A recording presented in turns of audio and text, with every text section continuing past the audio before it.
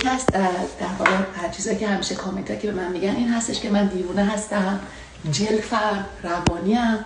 اینی که الان اومدم قشنگ توی این وان حموممون گفتم یه دونه ویدیو اینجا براتون درست کنم که ثابت کنم که هم روانی هستم، هم دیوونم، هم کامنت های شما درسته. آقا جون چی میگید هرمی؟ یک هتل ما مادر شوهرمون رو برشته بودیم، برده بودیم، هتل استخر داشت، ما هم یه دونه ویدیو اونجا گرفتیم با صدای یه آقای بسیار مموشی به اسم بابا جون، یه دونه ما ویدیو گرفتیم.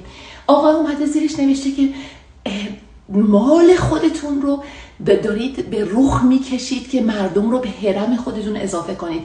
آقای گوسفند، نمیتونم بگم آقای محترم، که بعد یک عالم کامنتای فحشای بعدم زیرش نوشته بود، نمیدونم کلا بردار فلان و فلان و فلان. اگر من هرمی هستم تو هم هرمی هستی، دندان پزشک هم هرمی هست، خیاطه هم هرمی هستش، نونپزه هم هرمی هستش، آشپزه هم هرمی هست. میدونید چرا؟ چون همه ما یه چیزی رو داریم عرضه میکنیم. اون خیاطی که نمیاد مردم رو به زور بکشونه تو خیاطیش بگه باید بیاین از سرویس خیاطی من استفاده کنید. دندان پزشکی که آدما رو نمیاره به زور بیاره تو دندان پزشکیش بگه باید بیاین دندوناتون رو درست کنید. خیاطه تبلیغ میکنه مثل ما، دندان پزشکی تبلیغ میکنه مثل ما، رنگکاره تبلیغ میکنه مثل ما، اون لباس دوزه تبلیغ میکنه مثل ما. ما هم داریم تبلیغ کار خودمون رو میکنیم. چرا نمیرید زیر اون پست اون دندان پزشک کامنت بذارین که کلا بردار، نمیدونم رخ میکشی فلان فلان، اینا تو نمیدونم که خودت چیز بکنی، هرمت رو اضافه بکنی.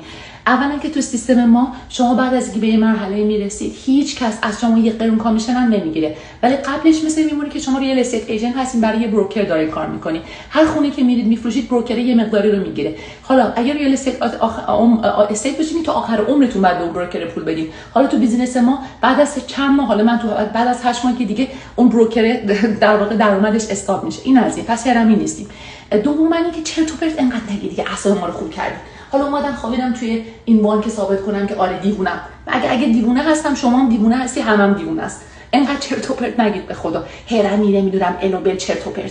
چقدر ما توضیح بدیم، ما به خدا مومون سفید شد، تمام اینا زیر سفیده دیگه. بس کن دیگه دهنمون رو صاف کردید دیگه، بس دیگه. ای خدا